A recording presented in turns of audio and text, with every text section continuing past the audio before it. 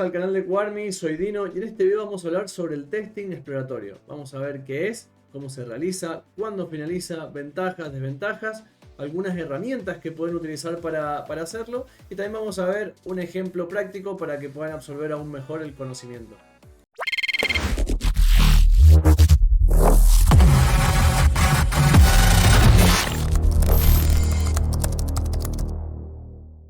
Bueno, empecemos. ¿Qué es el testing exploratorio? Tal como dice la palabra, es explorar. Es decir, es un proceso de exploración y aprendizaje. Nosotros vamos a ir conociendo la aplicación a medida que la vamos utilizando.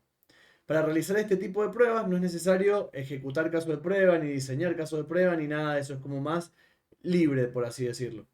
Esta estrategia de testing es muy utilizada en metodologías ágiles tales como Scrum o Kanban.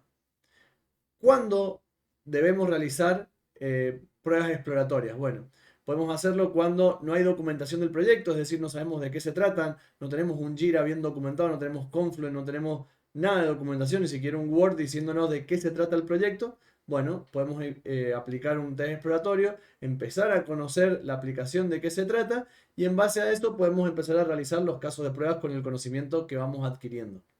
También se suele utilizar cuando somos nuevos en un proyecto, es decir, muchas veces pasa que el QA no está desde el principio de un proyecto, sino que entra ya cuando el proyecto está avanzado o pronto a salir a producción. Entonces, también se puede realizar un test exploratorio como para darle rápidamente un feedback al cliente diciéndole, mira, esto y esto no está funcionando. Entonces, para ese caso también se suele utilizar el test exploratorio. Y por último, también se suele utilizar mucho cuando dentro de un sprint de trabajo tenemos tiempo muerto y bueno, podemos destinar algunas horas de trabajo a hacer test exploratorio que ya vamos a ver qué ventajas tiene esto. Bueno, vamos a hablar un poco de las ventajas que tiene el testing exploratorio.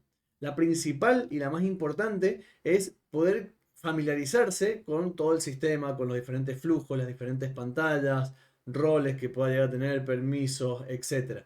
Eso es lo principal, el conocimiento, conocer bien el negocio y la aplicación. ¿Por qué? Porque después, gracias a esto, vamos a poder crear más casos de pruebas y vamos a poder testear mejor la aplicación. Así que para mí esa es la ventaja principal que tiene este tipo de prueba. Después tenemos otras ventajas, como por ejemplo detectar nuevas fallas en el software. Esto es porque nosotros cuando hacemos los casos de prueba, siempre, nada, como que tenemos la planificación, cuando apenas arranca el sprint, en base a ese conocimiento nosotros realizamos los casos de prueba, pero después cuando llega el software o la funcionalidad nueva que tenemos que testear, muchas veces varía un poco de los casos de prueba o los escenarios que nosotros identificamos. Entonces por ahí hacer un test exploratorio nos sirve para detectar bugs que quizás con los casos de prueba no hubiésemos detectado. Así que esa es la segunda ventaja que tiene este tipo de estrategia de testing. La tercera es descubrir nuevos casos de prueba. Como bien dijimos, cuando llega a test una funcionalidad y le hacemos un test exploratorio, se nos van a ocurrir nuevas cosas para probar que quizás en un principio no tuvimos en cuenta. Entonces eso va a hacer que después tengamos más casos de prueba. Y por último, la velocidad a la hora de testear una nueva funcionalidad. Acá es más que nada una recomendación que yo tengo para ustedes y es que cuando les envíen una funcionalidad a testing, lo primero que hagan es un pequeño exploratorio, es decir, hacer como un pasaje rápido por toda la funcionalidad, a ver si funciona todo correctamente y posteriormente hacer la ejecución de los casos de prueba. ¿Por qué les recomiendo esto? Bueno, muchas veces pasa que ejecutar los casos de prueba nos lleva un poco de tiempo.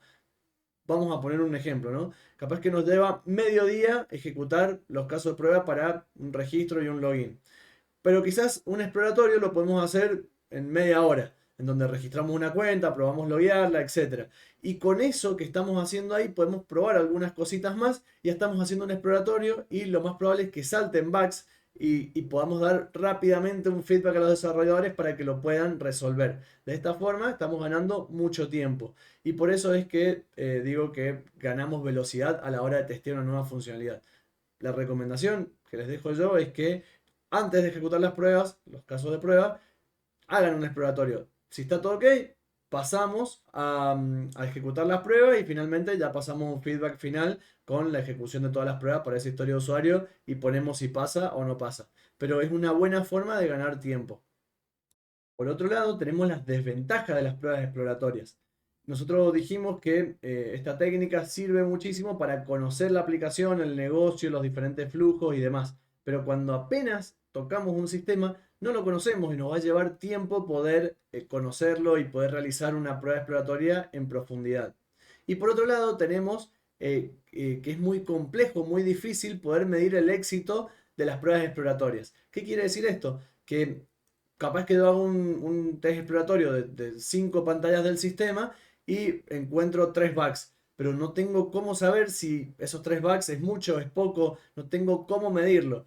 Por eso es que es una desventaja. El test exploratorio sirve muchísimo y muy bien como complemento de otras estrategias de pruebas que vamos a ir viendo más adelante.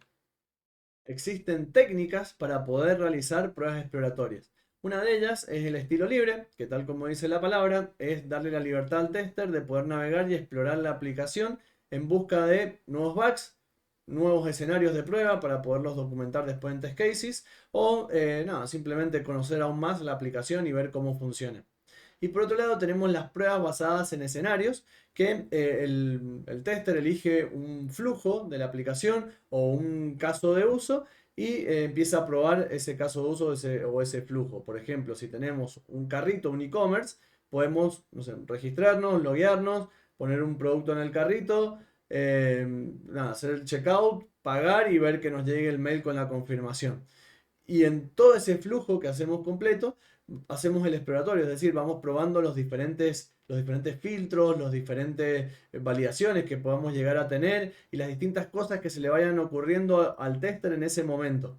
Sin seguir los casos de prueba, obviamente, porque la idea es romper un poco la estructura del caso de prueba y tratar de hacer un testing más libre en busca de cosas que no se nos ocurrieron antes. ¿Cómo se hacen las pruebas exploratorias y cuándo terminan? Bueno, para poder hacer pruebas exploratorias necesitamos tres cosas. Por un lado, planificar, es decir, ver qué pantallas son las que vamos a explorar, asignarles un tiempo, que suele ser tiempo muerto que tengamos dentro del sprint, y tomar evidencias, es decir, podemos hacer una sesión de video o capturas de pantalla de todo lo que vamos haciendo para explorar esas pantallas planificadas. ¿Y cuándo finalizan? Bueno, suelen finalizar cuando agotamos el tiempo que teníamos destinado para hacer el test exploratorio o cuando terminamos de testear las pantallas y no encontramos más nada, no tenemos más nada que reportar, ni que hacer, ni se nos ocurre más nada. Ahí podemos dar por finalizado el test exploratorio. Vamos a poner un ejemplo. Supongamos que el día de mañana tenemos 3 horas libres para hacer test exploratorio. Entonces ya sabemos que el tiempo que le vamos a asignar a esa tarea son 3 horas. Con eso nosotros ya podemos crear una tarjeta en el tablero de Jira o el issue tracker que estemos utilizando y poner que vamos a hacer un test exploratorio que va a durar 3 horas.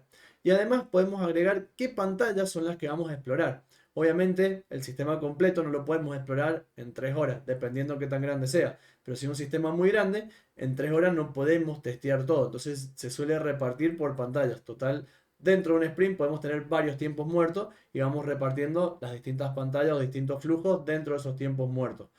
Por ejemplo, si tenemos un e-commerce, podemos decir, bueno, vamos a, en estas 3 horas libres, vamos a explorar el registro, el login y que se puedan agregar productos al carrito.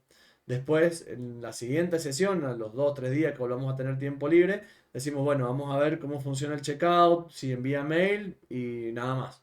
Y a la próxima sesión vamos a testear el perfil y no sé, de otras cosas que nosotros se nos vayan ocurriendo. Cosa de poder dedicarle un ratito del exploratorio a los diferentes tipos de pantallas. Cosa de poder complementar un poco el resto de las pruebas que nosotros estamos haciendo.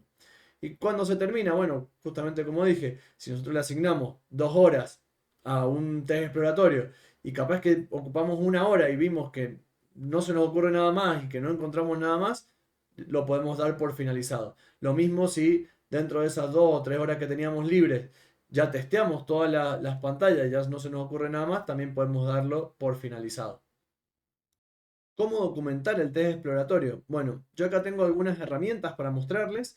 En primer lugar, tenemos esta que es de Xray, que como vimos en algunos videos anteriores, Xray es una herramienta para realizar casos de prueba. Pero también tiene esta extensión que es para realizar test exploratorio. Como podemos ver acá, graba la sesión, va sacando captura, podemos ir marcando dentro de la captura las cosas que van fallando y demás. Así que la verdad que esta es una muy buena opción si es que en Jira están utilizando Xray para documentar los casos de prueba. Por otro lado, Qmetry también tiene su extensión. Acá tenemos un pequeño tutorial en donde, bueno, en Qmetry entramos en la parte de test exploratorio. ponemos iniciar y nos va a hacer descargar este complemento para esta extensión para Chrome y con eso podemos empezar a grabar. Hay que configurarlo y setearlo obviamente en primera medida y después de eso ya podemos iniciar nuestra sesión y esto nos va a ir grabando absolutamente todo lo que nosotros vayamos encontrando y haciendo en esta sesión. Fíjense que también se pueden agregar audios y cosas así de nuestras notas que vayamos agregando. Fíjense que también saca screenshot y demás, la verdad que es bastante completo.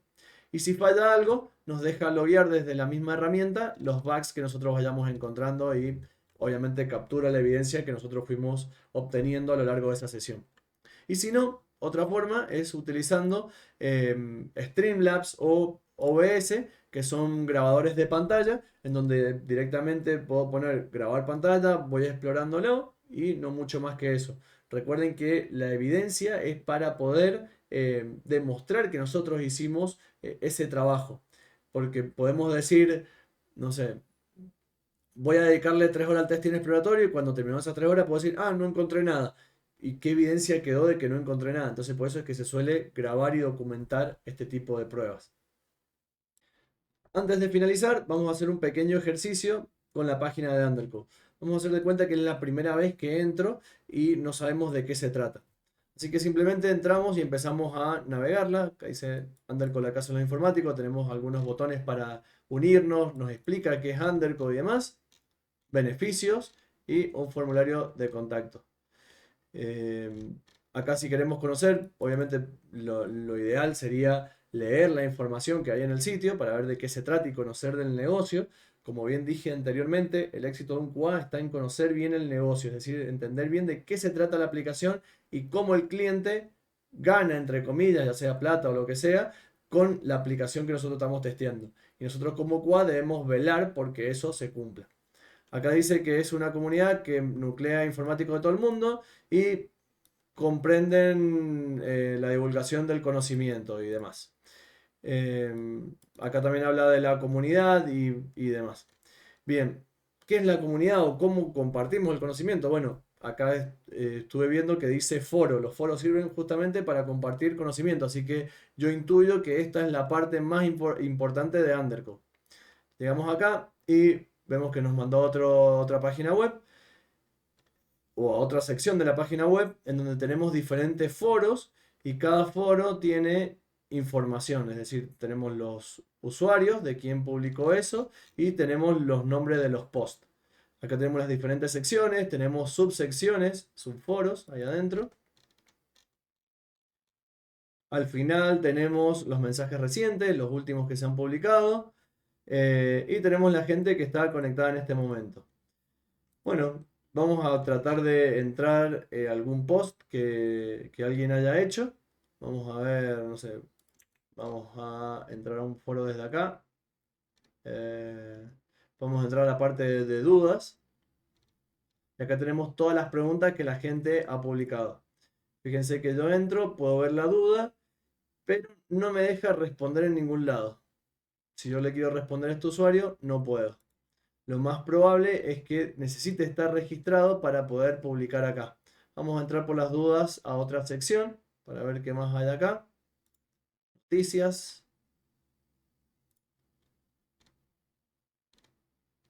Bueno, acá hay una noticia y fíjense que acá hay otra cosa que dice que no tengo permiso para ver los links, que necesito registrarme o entrar a la cuenta.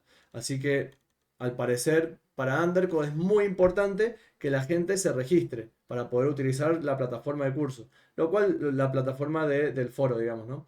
Lo cual tiene mucho sentido porque obviamente para publicar o responder sí o sí necesito una cuenta, sino cómo sé quién le está respondiendo a esa persona o cómo sé quién creó ese post. Entonces sí o sí necesito registrarme. Entonces ya puedo ir a la pantalla de registro, puedo ver qué campos son obligatorios y acá ya puedo empezar a jugar un poco. Nosotros en el inicio del foro vimos que ya habían usuarios logueados y podemos utilizar, no sé, algún usuario, por ejemplo este. Vamos a entrar a su perfil.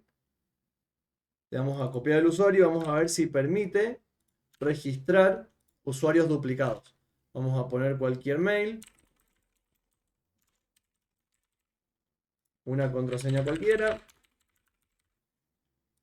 Y ya no me deja porque me salta una alerta en donde dice que el usuario no está disponible.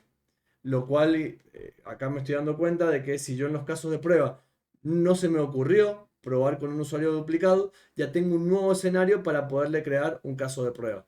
Ya esto es un poco a lo que me refiero con que el test exploratorio sirve muchísimo para poder identificar nuevos escenarios de prueba y nuevos casos de prueba que nosotros después podemos ir documentando.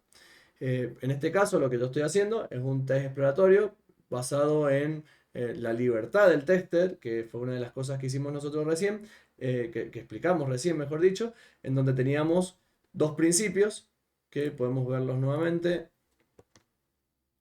El estilo libre. Sería el estilo libre en donde le damos la libertad al QA de poder explorar toda la aplicación e ir viendo qué cosas va encontrando. Y por otro lado teníamos las basadas en escenarios, que es cuando nosotros trabajamos en algún flujo en específico. Es decir, yo puedo venir nuevamente al foro de Undercode y decir, bueno, únicamente me voy a basar en poder publicar post en el foro. Entonces, sí o sí, me voy a tener que registrar, voy a tener que iniciar sesión y me voy a venir a la parte de publicar duda o de publicar algún post y empezar a jugar con esa funcionalidad. A eso es a lo que se llama, nada, basado en algún tipo de escenario. Y bueno, esto es todo por ahora. Espero que les haya servido, que les haya gustado, que hayan entendido bien qué es el testing exploratorio. En los próximos videos vamos a ir viendo diferentes tipos de estrategia de testing para que ustedes no se queden siempre con una sola o que siempre hagan lo mismo, sino que puedan ir variando para poder encontrar cada vez más bugs. Así que bueno, espero que les haya gustado y nos vemos en el próximo video.